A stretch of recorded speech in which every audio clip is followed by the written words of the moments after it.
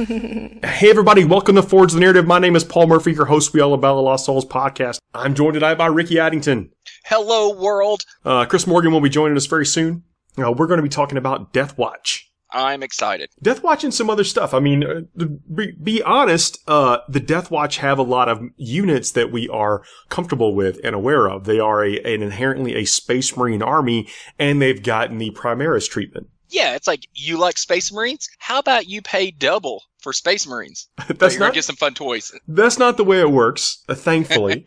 And we can go over some point cost later on. Oh, we better. Yeah, I think it's in line. But one of the big things that they get is their special issue ammunition. But it doesn't apply to everything in the army. Like, for instance, I'll run down the list, but importantly, it doesn't apply to the Boltstorm gauntlets on aggressors. Yeah, I think that should just be what we lead with right there. Aggressors do not get special issue ammunition. Now, which we're going to jump around a little bit. Some of the stuff does apply to them, though. Some of the Deathwatch stuff that you maybe couldn't have done outside of you couldn't have functionally done outside of a couple of chapters. And they do get a stratagem called the Teleportarium, which is 1 to 3 command points, which a battalion gets 5 now as opposed to the 3 it used to get. So you've got a little bit more to play around with. And it allows them to use this stratagem during deployment. For each command point spent on this stratagem, you can set up either one Deathwatch infantry, which they are, or Deathwatch dreadnought in the Teleportarium chamber instead of placing it on the battlefield. At the end of any of your movement phases, you bring him in 9 inches away. So old Ricky is about to get a can of black spray paint out and repaint some aggressors black, is what I'm hearing. That's all I heard in that. Blah, blah, blah, blah, blah. Deep striking aggressors. Deep strike aggressors. Yeah, I mean, that since they moved, the count is moving, they're not going to get to fire twice. But they are going to still automatically start in range if that is what you choose to do. To even moving, like, that's still some good shooting come out of those guys. So, you get to I'm strategically apply them. See, exactly. Right now, if you don't go first and you're lined up against something like, something that can do 2 wounds a shot or whatever, then they may get eaten up before they get a chance to fire. And now that definitely won't happen. Yeah, my local kind of scene really ignored my aggressors for a long time.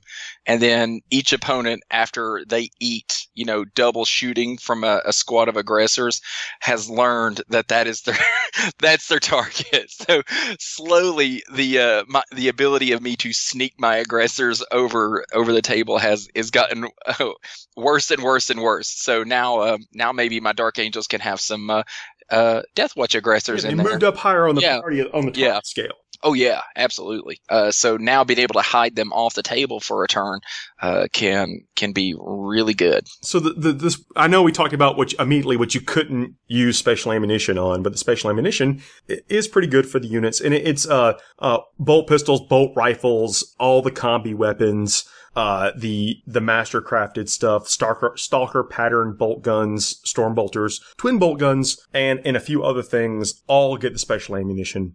Yeah. And that does things like let you add 1 to your hit roll. You have to choose what you're firing, but you add 1 to your hit roll when you're targeting units in cover, wound on a 2+, add 3 inches to the range, or I think, improve the AP of the attack by 2, so that's not bad to a maximum of -3, but that's -3 on a bolter round. That's going to matter sometimes, right?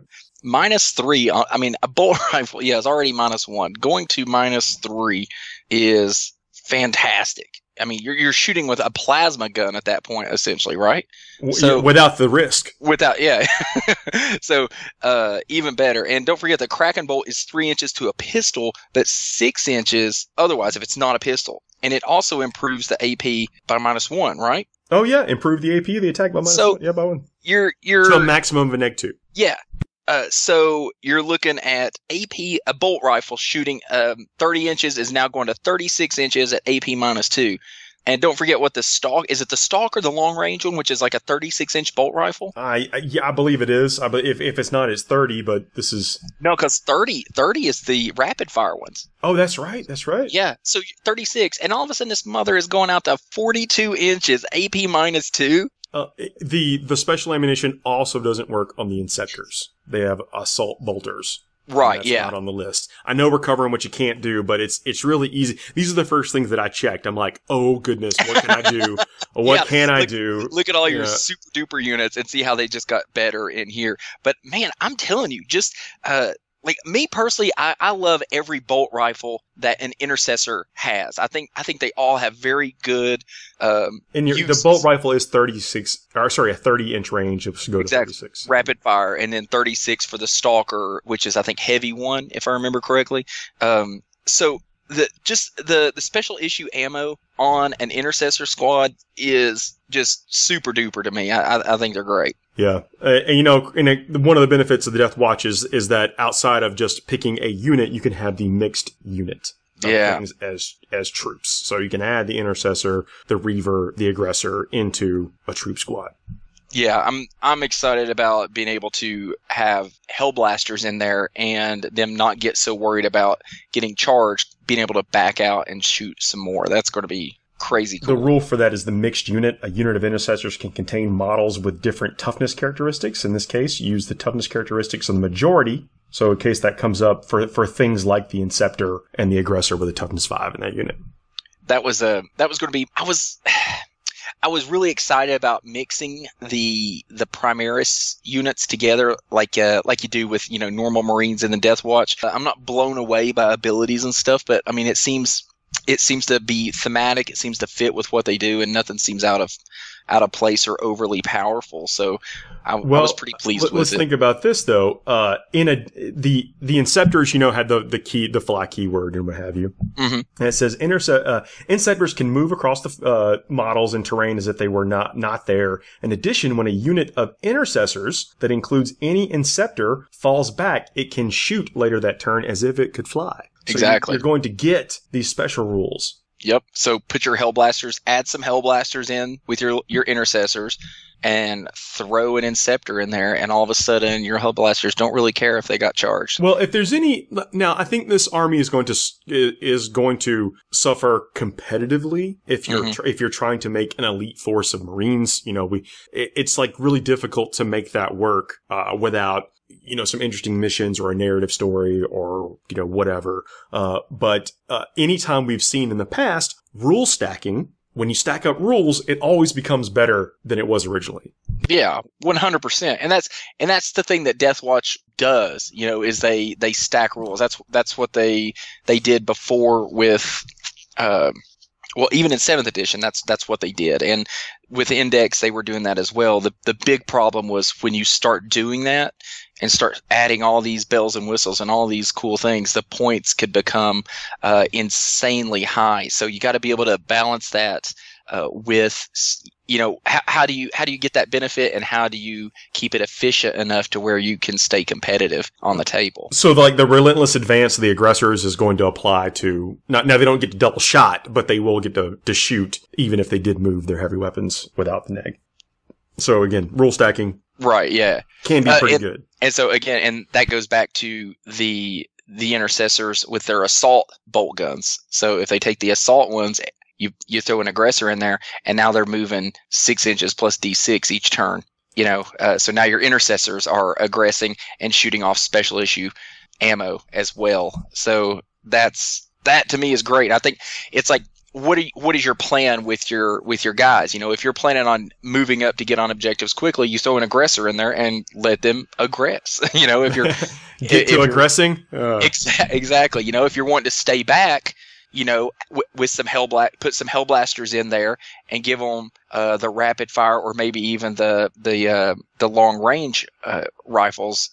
And you're sitting back in the backfield pumping rounds out there. So I love how you can really mix and match these guys and really change up the style of what each squad does. I think you can build these guys to do exactly what you're going to need them to do on the table, and maybe bring them into your normal army and kind of plug a hole that maybe your current army isn't really able to handle as effectively. So infantry, bikers, and dreadnoughts, if you have a dedicated Deathwatch detachment, get the mission tactics rule. They get the OBSEC as we have come to know and love it. Right. And then the mission tactics.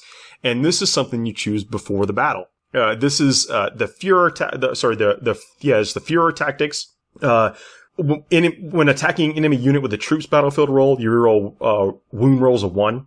And then the rest of the tactics are all for the other battlefield rolls.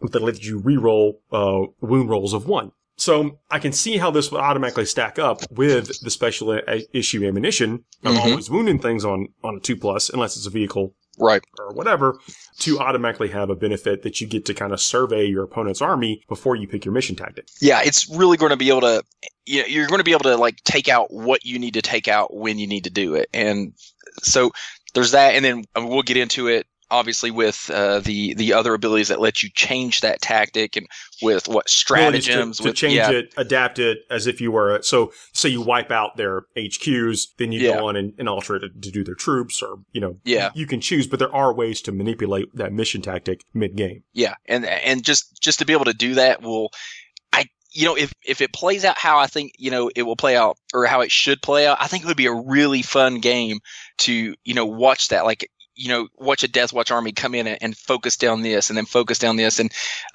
just to see that kind of play style, I think it'll be a lot of fun. If you can get an early advantage, or, let's say everything goes well with guard. I don't mind saying that. So, if you're looking to have a funnel, basically a generation, a command point generator for this army, it's easy to do that with guard. Take a Deathwatch detachment. I'm not going to beat that up because you guys know I feel like that's kind of the perfect complement to any elite force is a bunch of dudes and tanks. Well, you never go wrong. Yeah. So you're able to kind of unlock things, and if you could really get a little bit of an advantage early through either some luck with your complete Deathwatch force, or because you put some real pressure on the enemy with some other things, then you can start to do this where you're talking about where they come down, they eliminate one thing, or you thought you were going to need them to do X. You thought you were going to need them to take out their elites, but something else in your army took it out, or took out the 2 units, and now you can switch it up to move on to something else. Yeah, and also it's just going to kind of, it also helps just if you made a bad call, and a thing to think about as well though is, you could use that to mess with them if you declare that your tactic is going to be to, focus down their troops. They may try to play real defensive with their troops. So then you could just switch it up and go with something maybe they got a little more aggressive with, and change that. To be able to change that on the fly will make these guys, really kind of scary because you don't know what they're going to try to gun down next. I know we're really early in the show, but let's take a quick break and we'll grab Chris Morgan in with us. Christopher! Hang on one second. FTN is brought to you by Bell of Lost Souls. Check out www.bols.org for the best daily hobby articles on the web. Hey everybody, we are back. I still got Ricky and we picked up Chris. It's on now. So heavy. So we're talking about, of course, Deathwatch and how the profiles of things are similar because they're Marine bodies, but and we're talking about how to funnel command points into their cool stratagems, and they do. They've got some good stratagems depending on what you're fighting in your area. And you might only need 1 or 2 units of Deathwatch to make the most of this stuff. They have kind of a suite of stratagems that one package is good for herding Xenos races, and then another is good for herding battlefield rolls. So, we already talked about rerolling 1s for certain battlefield rolls to wound with the mission tactics, but then they've got a series of doctrines that allow you to add 1 to the wound rolls for the attacks when targeting certain battlefield rolls, and those each take 2 command points to funnel. Yeah, well, with 2 command points each, that adds up pretty quickly, wouldn't you say? Even with it does. But see, you got 2 for free now. Yeah. Plus, they already talked about it. That they've got the command trait to where you can on a 5+ get them back. So I don't think you're going to be like super duper hurting for command points. I think you're going to be able to. You're just going to need this once or twice. Yeah. Like if you're going against a fast attack battlefield roll, you're trying to put down somebody's heavy support or flyer roll. Adding 1 to the roll, use this stratagem just before a Deathwatch unit from your army attacks an enemy with the X battlefield roll. Add 1 to the wound rolls. Yeah. If say you got these bolters, or you're wounding things on 5s, it then goes to 4s, and that's radically changing the odds, especially if you're using something that's -3 AP. Yeah, that the special issue ammunition is going to be incredibly benefited by that. Now, the wording on it just kind of, I don't know if this is just me being picky because I've been doing a lot of looking at wording stuff in the judges chats I've been in. But when it says attacks an enemy unit, I'm sure somebody is going to out there go, well, does that mean attacks every time or just using your attacks as close combat? I feel like it's an every time thing. I think it's attacks. Whether you're striking close combat, whether you're striking and shooting. Yeah, this is where something like a style guide would help GW with their wording when writing stuff. Well, I don't think there's any way to split the hairs on attacks. If you are attacking, that is it. The other package is the ones that are anti-Xenos, and there's one called Stem the Green Tide. And this, now we already know that a mob of orcs charging you is bad news. Not where you want to be. And if you are 5 to 8 to 10 Marines, you don't want to get charged by 30 orcs. But if you find Generally speaking, not. Yeah, you find yourself in that situation, use this stratagem immediately before firing Overwatch with a Deathwatch unit from your army against a charging orc unit. Now, this doesn't say orc infantry or whatever, it just says orc. Now, the rest of the stratagem may matter, but your opponent must subtract 1 from their charge distance for each model in the charging unit that was slain by your unit's Overwatch fire. I mean, aggressors basically just became charge proof. You got some flamers. Even if let's say it's an 8-inch charge, you kill 3 models, you've backed them up a significant amount as far as odds of charging go. Yeah, I just got away from my buddy Rich to roll 12s on his charges every time. Well, it's going to happen, right? It's going to happen. But this is 2 command points, but like when you need it, you might as well use it. Yeah, I mean, especially, well, and that's the big thing. If you just take out a few, I mean, if you kill 3, that could prevent a huge chunk of the back of that squad, because a lot of times, you're just getting that front row just right up there where they need to be to make that charge.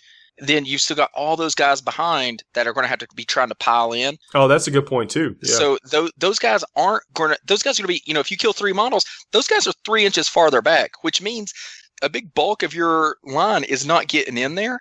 So then they got to start working their way around, and they just may not get into swing. There's a stratagem here that lets you remove all the marker light counters. And it's an anti-Tau one. The intercepting volley, the one that's the anti-Eldari, is kind of nice. Use this stratagem immediately after your opponent moves an enemy Eldari unit that can fly in their movement phase. Pick a Deathwatch unit from your army within 12 inches of it. That unit can immediately shoot at the enemy unit as if it were your shooting phase, but you must subtract 1 from all the resulting hit rolls. I love that one. Yeah, I like that quite a bit, especially because it's not just Craftworld's Eldar it works against Dark Eldar too. Yeah, the fly, and the fly is sprinkled around lots of different things. So things like Jebikes, I think, had the fly keyword. Yep.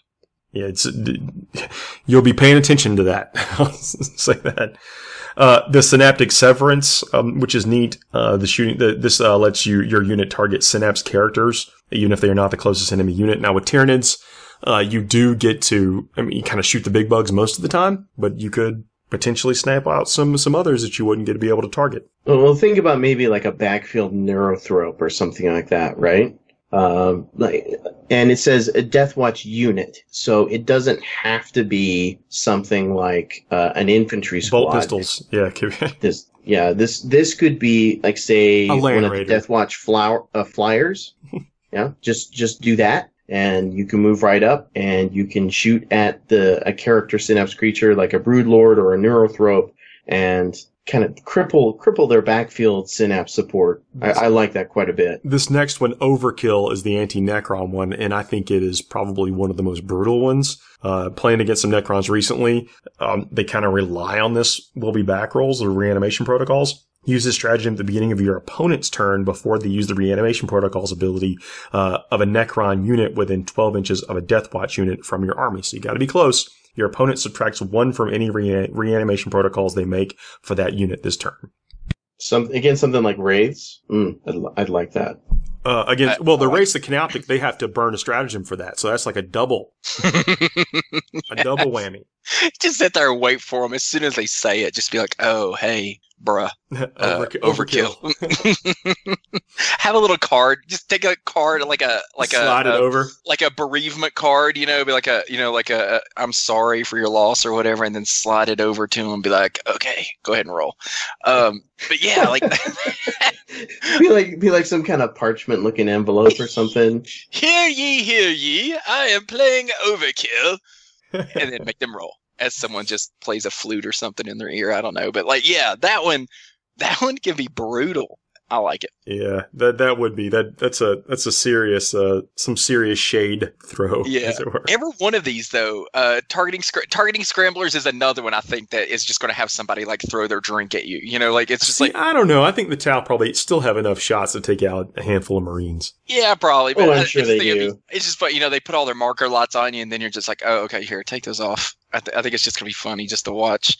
But every one of these seem like just a middle finger to your opponents. The whole way their army works, it's like Deathwatch has one little middle finger for each of them. So it's kind of what I like about targeting scramblers in particular is that it's remove all marker light counters from that unit. Yeah, that doesn't have to be just the ones that you get hit with from the unit that's targeting you. It can be any of the ones before. So It's just like, all right, you've spent all this time building up your marker lights for this one thing that you feel like you absolutely have to kill, and they're gone. Just somebody holding an objective or whatever. Yeah. Yeah. But I was looking at that and I was thinking like how cagey Tau players are going to have to be against Deathwatch. It's like, do I put a couple of marker lots here and a couple over here or one here and hope that he uses scramblers on that and then go and try to use it somewhere else?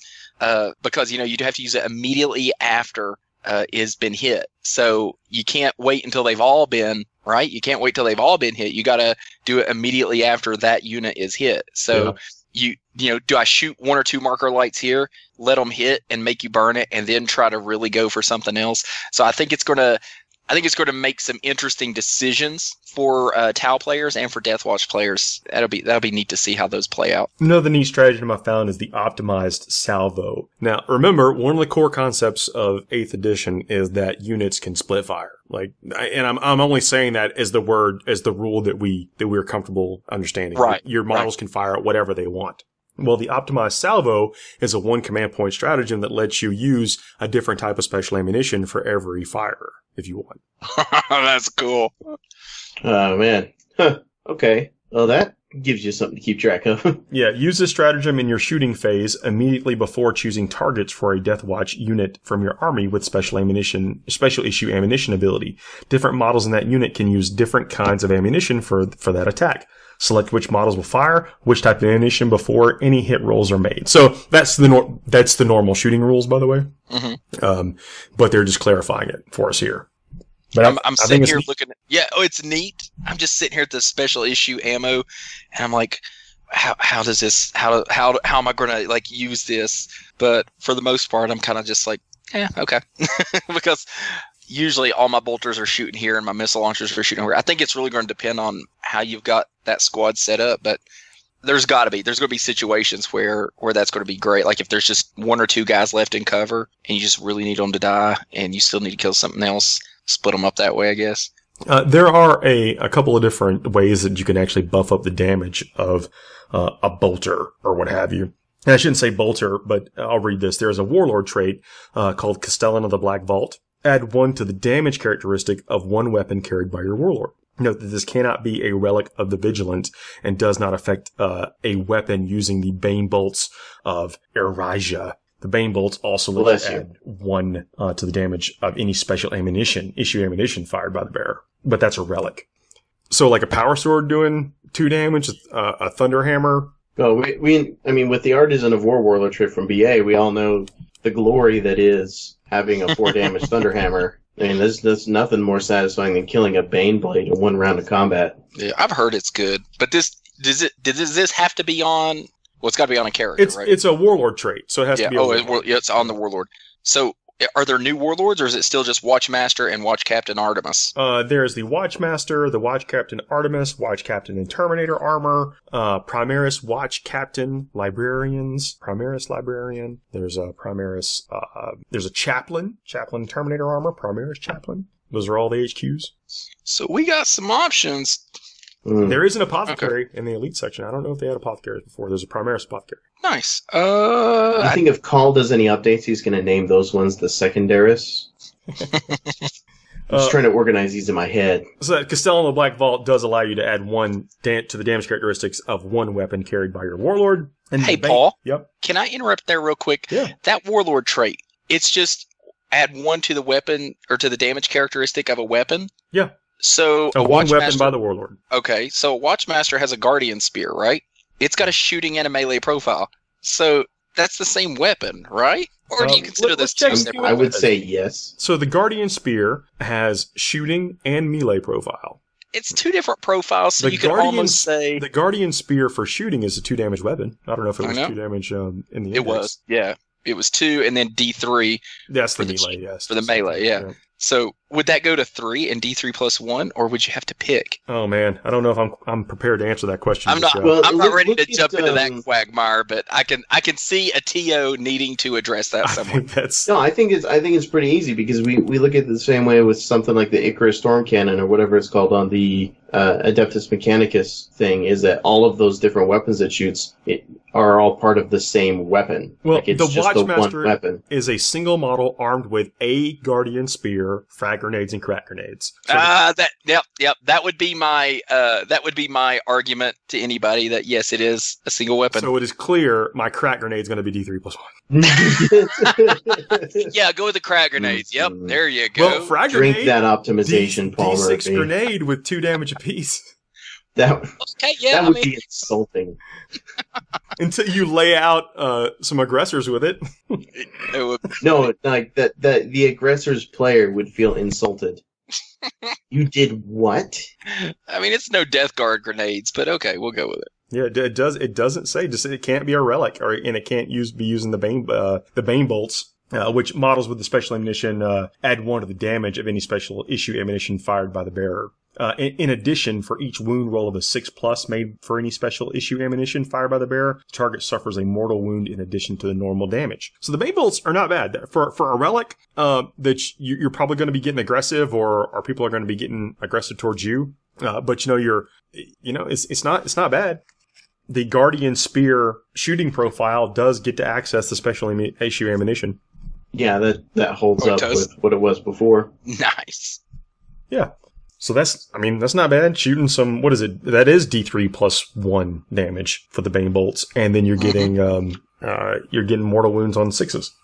And what is it? 24-inch range? 24-inch rapid fire 1 is what it says here. So, I mean that AP minus 1 already. So I mean, gosh, you get that thing down to AP minus 3 with 3 damage. I mean, I haven't kind of gone through all the rest of the relics for optimization yet, but that's the one I was drawn to that because it's extra damage. Yeah. But there is the tome of the Ectoglades.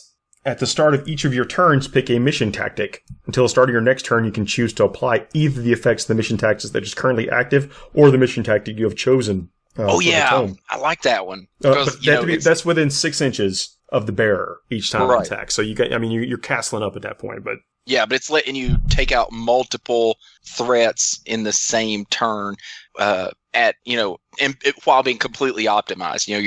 You're using 2 mission tactics at one time, so you're taking out their tanks and their troops at the same time, and not having to try to focus on all of this and none of this. So I mean, that's one of my favorites. Yeah. I don't think that's bad at all. Some of these others are once per battle use. And then there's the Dominus Aegis, which used to be pretty strong from, 7th edition? This is the Dominus Aegis replaces the bearer's Storm Shield. The bearer has a 3+ invulnerable save. In addition, if the bearer does not move in your movement phase, then until the start of your next movement phase, friendly Deathwatch models within 6 inches of the bearer gain a 5+ invulnerable save. Cool. I think that's similar to what it did before, but it wasn't just for Deathwatch. And now it is. When I say before, I think in 7th edition. I don't even remember what it did in 7th, if I'm honest. I think it gave you a bubble of invul for units. I could be wrong. It has been a while, but it is now just for Deathwatch. 7th edition was what, like 8 years ago? Does anybody remember? It was, what was it? 11 months ago? Dude, it feels like years. It's a brave new world, man. Yeah. Oh my gosh. Who cares what it did in 7th? Yeah, right. In 8th, it's Look, cool. I'm just giving perspective. If you had a model, yeah, we're moving on. If we're, you had a model now. with, a Thunderhand, a Power Maul, and the Dominus Aegis, this is what it does now. Yeah, and use it because it's cool. Sword called the Thief of Secrets. When setting up the bearer, pick one of the following keywords: Orc, Tyranid, Tau, Empire, Aldari, or Necrons. Reroll failed wound rolls for this weapon when attacking enemy units with that keyword. This is a neg 3 AP damage 2 power sword, essentially. Now, tell me, Ricky, is that a Dark Angel sword or is that a secret? We'll never tell. Yeah. They do get the Librarius discipline. I believe these are all the same disciplines, are all the same psychic powers from the Space Marine book. Velatime, Might of Heroes, Psychic Scourge, Fury of the Ancients, Psychic Fortress, and Null Zone. Yeah, it sounds all about the same. They wisely did not take the Dark Angel's powers and add them in. So good on you. So let's talk about some points. It's because they're secret. So an aggressor base does not include the warrior, 21 points. Let's go with the Inceptor. That is so we can try to get a 1-to-1 comparison. Anybody got the chapter approved? What is goodness. it? Intercessor. Yeah, a base intercessor squad is 90 points with the rapid fire bolt guns. How many points apiece? The intercessor is 18 points base. Same cost as it is for the Are you kidding me? Same cost, 18 points. Are you kidding me? So are there bolt guns more? Yeah, that's a good point. Are there bolt guns? So what is it? They have the bolt rifle? Yeah. Yes. 1 point. How many? 1 point? It's 1 point. Okay, so that means more, right? It's 1 point more expensive. Yeah. Than it normally would be. Oh, gee, I don't know if I'm going to take them now. A bolt gun and a bolt rifle and a bolt pistol are all 1 point. Okay. Heavy bolt pistol is 1 point. The Absolver bolt pistol, I think that's on the Reavers, 1 point. Yeah, that's also on some of the characters too. But no, I think that's. I almost wanted it to be free just because we know how elite infantry armies struggle and really always have. 1 point for all those options, though. I can't hate. No, I'm not mad. I'm not mad at all. I think it's probably, if they hadn't done it, people would have been mad just because, well, why don't my intercessors do that? No, I think that's probably about as much as I would want them to pay for that. Did the Inceptors stay at 25 points, or did they go up or down? The Inceptor is 25 points, and what is it? What is their gun called? Let's see. The Assault Bolter? Yeah. It's 10 points. I think that's the same. Yeah, that's exactly the same. Well, yeah, they're not using. Right. Those can't use. There's not an across the board. It seems like things with special ammunition, you pay a point for that. Yeah. Aggressors 21 points here as well. 21 points, yeah. And okay. The Bolt Storm gauntlets should be 12 points apiece. What are they called? The Auto Bolt Storm? Auto Bolt Storm gauntlets.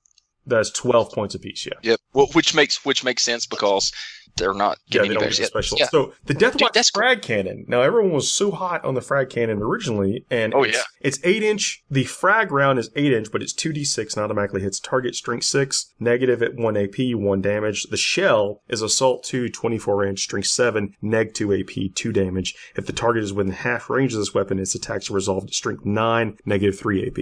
I love the versatility in that gun. It's expensive. Oh yeah, it is. I mean, it's 25 points for the frag cannon. Yeah. But you talk about, say, orcs overwatching a unit with a frag cannon, they're probably not making it to combat. Yeah. Mm-hmm, probably not. Not unless, they really try to avoid it by staying outside of the range and then charging. And then what do you do? But then they're 8 inches, they're 9 away, and then you're knowing. They have to choose between a high likelihood of failing or losing a crap ton of balls. Yep. Knowing that stratagem is in your arsenal, that, if you just kill a few, all of a sudden they go from an 8-inch charge to an 11-inch charge. God, wouldn't that? I mean, I know you declare that they declare the charge, so you're within 12 at the start, but then you it ends up being like a 17-inch charge or something. Yeah, sorry. That would be miserable. That is definitely worth the feel bads of 2 command points. That is. Now, granted, we don't know. We have no indication of what an Orc Codex would look like, but I'm sure there's going to be a way for them to manipulate their charge. When we see that, and I think they get some manipulation now with the index. But you're still turning like with an average. What is the average roll? So 7 wounding on 3s. So what is that? 4 to 5 wounds with neg 1 AP, so that's 4 to 5 dead orcs. The single frag cannon is adding 4 to 5 inches to an orc charge. If they start their charge within 8 inches. Yeah. I mean, that could push them back. I think the moral there is don't get within 8 inches. Well, yeah, I mean, if they've got 2 command points left, do not get within 8 inches. Yeah. Or get 1 inch away, you know? Yeah, I think you're right. You better be 8.1 or 1 inch. You don't want your game-making charge to be made just by 1 unit at any point in time as an orc against Deathwatch. You do not. Let's talk about one of the other signature units here, and that's the Corvus Blackstar. Thank you. It's my favorite. It's my favorite flyer. It's the best looking flyer in the Imperium, I think. So I'm excited. Well, we'll talk about it, right? No, I don't like that tone, Paul. The Corvus Blackstar's base points are 150. This is single model equipped with twin assault cannons and 2 Stormstrike missile launchers. So the twin assault cannon, heavy 12, 24-inch range, same profile. And then the Stormstrike missiles are heavy 1. Now there's 72-inch range, strength 8, neg 3, 3 damage apiece. But it's only 2 shots a turn. The Stormstrike missiles are 21 points apiece. So that's 42. So that's 192 plus a twin assault cannon. Which, how many points is that? 44 points. So 192 plus 44. Right. What was that? 200 and, I don't know, 30 something, 36, something like that. I'm flipping pages. I can't add right now. I can't either. But it's a fair amount of points. But it does have 14 wounds as a flyer. Yeah, that's the same amount as the Storm Raven, so. And it's got the Infernum Halo launcher. You can reroll save rolls of 1 for this model if it's equipped with the Infernum Halo launcher and has a supersonic ability. And it does. But not if you hover, of course. But if you're zipping around, you do get to reroll your saves of 1. So there's some survivability in there. And you can also add the Black Star rocket launcher to it if you want, which has shorter range, but it's heavy D6. So but it's better at taking out flyers. Add 1 to hit, things with the fly keyword. I've always been a fan of this flyer in 8th edition. I feel like as a flyer, it's probably one of the better ones out there. Well, you can also use the Dracos Warhead, which adds 1 to hit rolls for units if you're shooting at units within cover. Now, it doesn't have any AP on this weapon, and it's only strength 4, but you're going to hit them a lot better. So really good for taking out some of that Xeno stuff, the T3 stuff. Can you clarify one thing for me? Can it carry Primaris? Oh, Ricky. It's going to say cannot, I'm assuming, because they FAQ'd it to not. I just want to see if they ever reverse that. Yeah, it cannot transport Primaris models. GW, why do you hate me? Why can we just not get some good Primaris transportation? They can carry bikes, you know? I know! That makes it even weirder. I can park a bike in this thing, but... Takes up the space of 3 other models, though. Yeah, but Brother Zachariah here, because he's a little bit taller, ain't fitting in this bad boy. That dude with the eagle and the banner can just cruise in this thing. He's totally good. They need to give me either a really good explanation that I can get behind, or they need to start letting Primaris share. The physics of transports don't exist the same way in the 40k world that they do in... don't get me started on Primaris and regular transport. All you need to know. Yeah, just move on with our lives. Segregation. Get your repulsor. No. And make little swoosh swoosh noises with it. And that's what you get. Yeah, and not have enough points to play the rest of the army because the repulsor is you get an apothecary, you get to maximize the life of your Marines. Fair. Okay, moving on. All right. Even with that against it, I still think the Black Star is one of the coolest looking models in the game. Oh, and you know that all these Deathwatch bits or kits come with enough bits to bling out your Primaris. Oh yeah, and those are just pretty models. I'm definitely going to figure out a way to put some Primaris into my Dark Angels. Where I'm going though is that I'm not sure that the Corvus Black Star is a super competitive choice. I don't think it has enough guns. You can put Hurricane Bolters on it though, which are rapid fire 6. Mm-hmm. You can take a Hurricane Bolter. Yeah, just one. Yeah, apologies, a Hurricane Bolter. But I just don't think it's putting out enough damage for that point cost.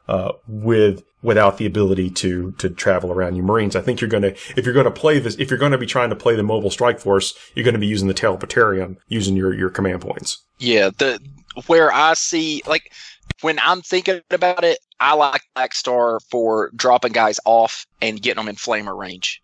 Oh, that's fair. And the frag cannon and stuff. I mean, exactly. And that's, to me, it's so many eggs in one basket. It's an expensive plane. Your frag cannons are already expensive, and in an expensive Deathwatch unit. So it is a lot of investment, but my gosh, they will murder whatever they go up against. So it could play. I think it's easy to shoot one single flyer off the table on turn 1. I mean, but by the time that you add up all the points, let's think about it. Are you maybe better off for the Land Raider if you're only using it to move dudes across the table with that 2+ armor save? Yeah. I mean, probably. I don't know what the answer is. I'm just trying to figure out the best way to accomplish what you're asking to do. Yeah. I don't know. I think though, with the Deathwatch, that if you're going to play them, you need to really maximize on what they're good at, which is having bolters or having things with the special ammunition rule that you can then modify and like stack up all of these bonuses to take out high value targets of the enemy. Like I'm really having a hard time looking at them and not just saying, why am I not putting entire just swaths of 95 point Primaris or just intercessor squads on there, just all over the table. You put in a 35 point Inceptor too to give him that ability to fall back and shoot. Yeah, I mean that's not bad. there's some good quality in that, and just think about that. Like, everybody likes special issue ammo in like Space Marine armies. But the big thing is it's always so expensive. Nobody wants to pay for it. It never really seems to pay off. But like when you're an entire army of Primaris Marines and all of your intercessors are rocking special issue ammo, dude, that's going to do some work. I think if you apply it like very, very surgically. Yeah. Yeah, I think that's probably the best way to go about doing it.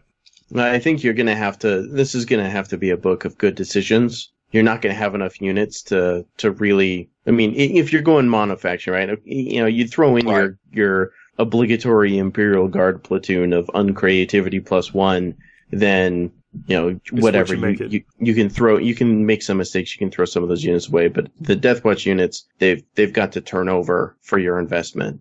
I don't think we clarified, and matter of fact, I know we didn't, but we're talking about mixing units into the Intercessor squad. The unit contains 1 Intercessor Sergeant and 4 Intercessors, and it can include up to 5 additional models in any combination of Intercessors, Hellblasters, Inceptors, Reavers, or Aggressors. About also dropping stuff in, and that you have to have half your army on the table based on power level. We haven't, I don't know if we've covered this in explicitly in previous episodes, but just sometimes just adding 1 more model to a unit doubles that power level. Like I think we did, we talked about Sanguinary Guard, how adding 1 extra Sanguinary Guard takes it to power level, I don't know, like 500 or something. Right. But just adding 1 scout, adding a 6th scout, I think takes it up to like power level 8. So, so that something like that gives you a bigger cushion for what you choose to deep strike or what, teleport, somehow appear on the battle later or whatever. And then adding these things. So like an aggressor, adds +2 power rating to the unit per model, and an Inceptor adds +3 power rating per model, and the rest of the stuff is 1. Sorry, the Hellblasters are 2, Inceptors are 3, Aggressors are 2. So I think that there's an ability there to like really maximize that. Like, so this unit of Intercessors with an Inceptor is now power level 8, and that's just 6 dudes. So minimizing what you're exposing on the table, giving you a bigger pad to stack points and power level into the reserves. Yeah. Did we see any points changes or anything with just the regular Deathwatch kill team? Did anything change there, or as far as points go there? Just because I'm wondering, is there an advantage to going with them it's not the kill team anymore. It's the veterans. Veterans are a troop choice. Okay. And that gives you a veteran, watch, sergeant, black shield, terminator, biker, or vanguard veteran. So I think that's what you're referring to as the kill team. They're just veterans in this book. Okay. And so it's the biker, the terminator. It's the box set that you got before and what you were playing before. Yes, it is absolutely still there. Each Marine is 16 points apiece. The veteran, the biker base is 25 points. Black shield is 16. Terminator is 31. And the vanguard veteran is 18 points. So none of that includes the war gear, but that's the base cost. That all looks about the same. Yeah. Same thing kind of goes here. 5 veterans plus 1 Terminator takes you up to a power level of 12. I mean, I know we're not talking about playing with power level as your metric, but that does factor into specifically what you can track later. I think that is so easily manipulated. I almost don't even think about it, really. Well, I mean, you have to think about it if you're building your list to do that. You would hate to be off by 1 power level and have some opponent rain righteous fire upon you, you know. But because I think this is going to be an army that primarily wants to manipulate that if you're playing these guys. Yeah, I mean, especially any elite army is going to have to be really concerned with when they come down, where they come down, and how they come down onto the table. Now, and if big squads of this stuff, like a 10-man unit of veterans, you're running a morale problem, maybe. Terminator, if you have a Terminator in the unit, they get unflinching. The unit automatically passes morale test if it contains any Terminators. Nice. Well, I mean, if you're doing a bigger squad, I can see that paying off pretty well. Mm-hmm. Plus, I like the way you can kit out Deathwatch Terminators. Those guys can be, well, I mean, the points, you can make a Deathwatch Terminator cost. So a Cyclone Missile Launcher, a Lightning Claw, a Thunder Hammer. Melt a gun on it and everything. It's everything. Just like put glue on all the arms and the head and drop it in a bitch bucket. Whatever comes out. Yep. Hey, he can ride in the Black Star. Yeah. Oh, yeah, he can. How many extra? That's got to be 2 extra feet. He could be holding his assault cannon up in the air, like he's raising his hand. He still rides. So somebody like draw me a comic of a Terminator with like a Cyclone missile launcher and like 2 assault cannons walking into a Storm Raven or something, or like one of the Corvus Black Stars, and just a sad Primaris Marine looking dejectedly up the ramp like, you're too big, bro. You can't, no room. Two wounds in cover, 2+ armor save. I mean, they don't need a crutch. The black crutch. The Corvus Black crutch. We'll just walk it. We'll walk it. We'll put an aggressor with them, and we'll just hoof it. Just run across, and then, that's it. You just slingshot that. You think about that, too, with charging. Let's say you built a somewhat melee-heavy army. You can get that extra bit of movement from your dude, the Intercessor. So the Inceptor. The Inceptor, yeah. And then you do a little slingshot engaged. Yep. I know, we kind of hammered in the fact this is going to be an elite army, so, like, you're going to get to do these tricks with 1 or 2 really good units, but they're still pretty good tricks. Yeah, and honestly, like, I think looking at it from a troop standpoint, if you're just wanting to get a battalion in there to get some extra points or something, you could do a lot worse than 3 5-man intercessor squads with special issue ammunition.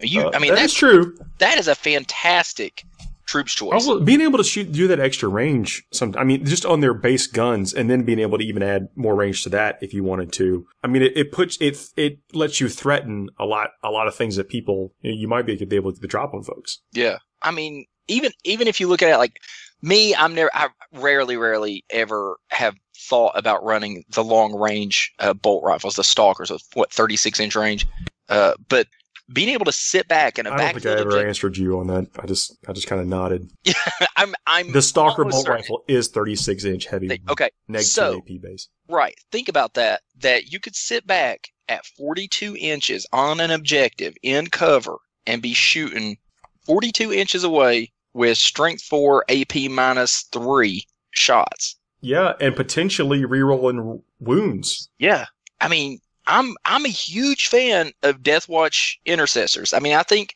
to me that is one of the standout units of this book is just Deathwatch Intercessors.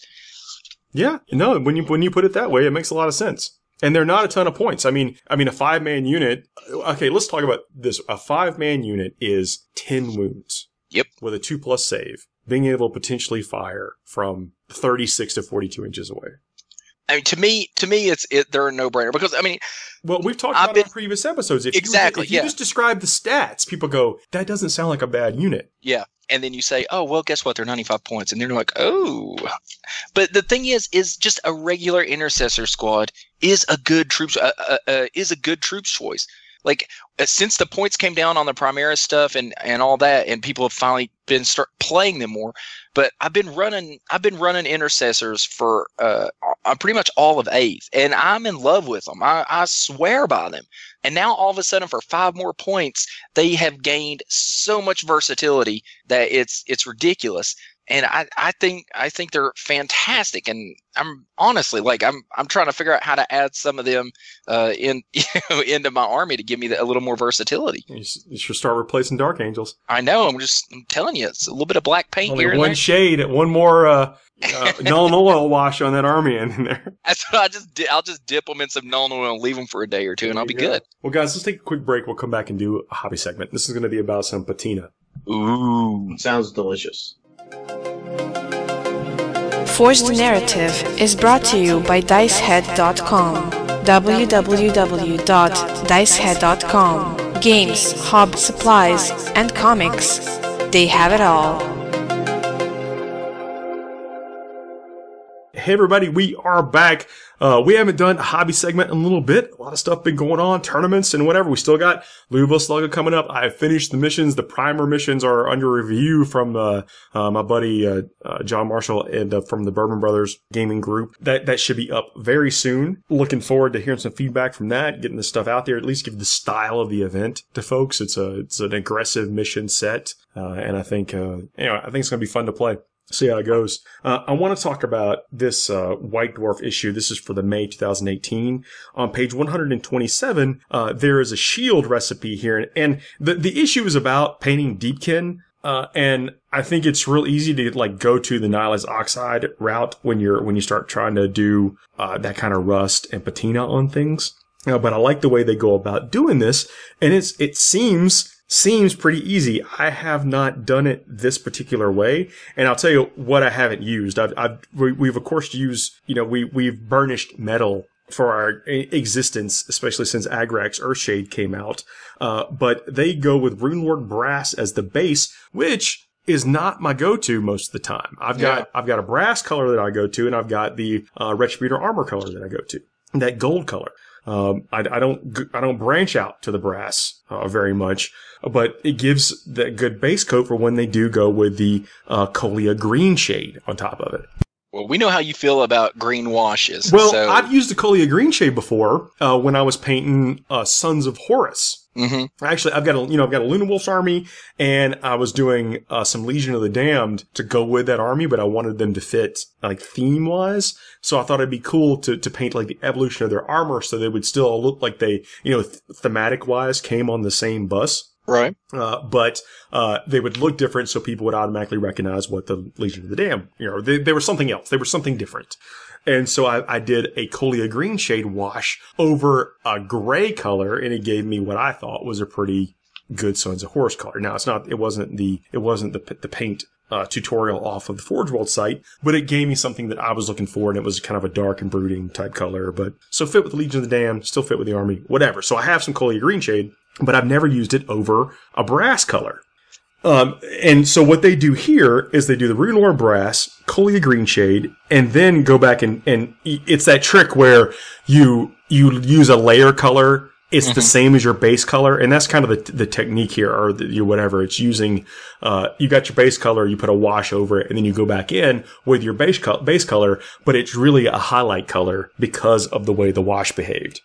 Yeah, I'm looking at it right here with you. I mean, it looks really good. I like the way that works. And yeah, you don't want to go immediately to a highlight color, because when you put that green over it, it's going to tint the majority of it, if not all of it. Even the raised areas are going to get a bit of a green tint to it. So when you go back over it with your base coat, you're going to bring the original color back out.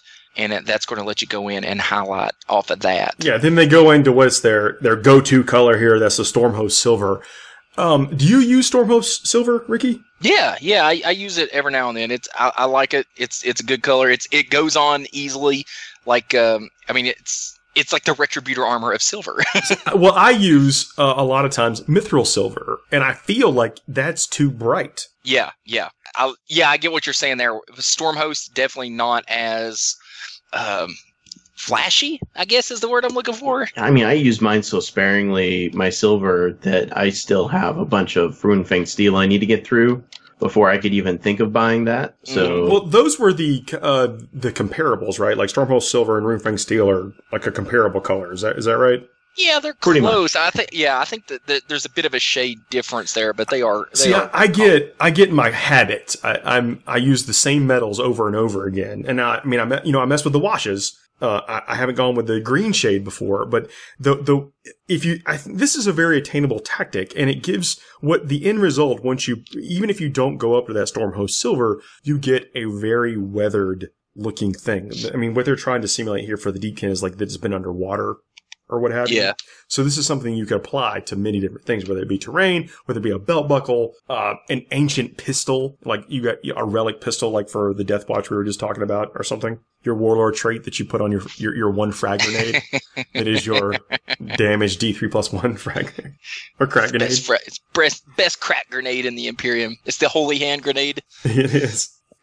But this army, most of the techniques, if you look at their all the tutorials and stuff they've been putting up online, and even in the White Dwarf here, it's about making these metals look different, ethereal, something that you achieving a really spectacular effect without a lot of extra effort. Because I'll be honest, some of the armor of this army looks intimidating to paint. Not that they're overly creepy looking or whatever, but it looks like it's really hard to paint. But with just it's mostly done with some washes and highlighting of the base color. You're talking about the Deepkin? Yeah. It's crazy to look at because I'm building the army right now, so I've been looking through the battle tome and looking at everything and trying to figure everything out, and then looking at the artwork. I'm like, oh, how'd they do this? And when the White Dwarf come out, I'm looking at it, I'm like, oh. That's it? Okay. Well, I think this is relevant, especially to our last segment, because the Deathwatch have those cool embossed, engraved shoulder pads and stuff. The shoulder pads, all the sigils and everything. It's it kind of reminds me of Grey Knights. You know how Grey Knights have a lot of those same kind of features. I think these techniques would look real good on those shoulder pads, because those shoulder pads, I mean, if we're honest, a Deathwatch army would look kind of bland if you didn't pull that shoulder pad off. All black is difficult. Now, I know people can pull it off and everyone's got their own technique or whatever, but it's still difficult. It's difficult to make it look amazing from 3 feet away or more. Somebody casually walking by the table may just glance over your mostly black army. But if you've got these kind of, really detailed shoulder pads and contrast within your army, people are going to notice. They're going to come by. They're going to duck down to the table and take a look. Yeah, and that's one of my favorite things about Deathwatch armies is they keep the shoulder pad of their home chapter, and so they kind of keep a little bit of their character, and I think that's really fun to see. So I think Deathwatch armies in particular are a really neat way to kind of mix colors and stuff that you wouldn't normally mix together. I know I'm steering everybody. I don't think that Colia Green Shade is the next Nolan Oil. It is no Athonian Camo Shade. But I will say I'm painting a Deceiver right now, and I used as my first wash Athonian Camo Shade. And the green got lost, unfortunately. Only the brown showed up, so the green got lost in the gold. And I can't help but think after looking at this tutorial, maybe I should have started with the Runelord Brass instead of the Retributor armor. Maybe there's something in there that doesn't reflect the green as well. Yeah. Now, I used Valdor Gold, the Forge World Valdor Gold, which reminds me quite a bit of this brass. And you definitely don't lose the green on that, because I used, I think it was Coelia Green Shade. Let me check here. Yep, Coelia Green Shade. That's what I used over Valdor Gold, which is Forge World's color. And I basically kind of the same effect there. And yeah, you don't lose it over that. So, yeah, go back and redo that. That's good to know. Well, guys, that's the hobby segment in the show for this week. You guys want to add anything before we close up? Play out in a Deepkin. That army's awesome. It's cool looking. Well, dude, I've got my army spec'd out. I'm looking forward to it. I'm getting a little bit more and more into Sigmar every day. Yeah, Looking forward to playing. All I'm going to say is the nice thing about living in floating aether cloud cities is that you don't get crazy soul-sucking fish people floods. Nope, we're going to come up there to you. It's coming. The ether sea can be anywhere. Yeah, dude, everything I have can fly. It's coming. It's coming to get you. Well, guys, thanks for joining me. I'm not scared. You guys have a good night. Good night, everybody. See ya.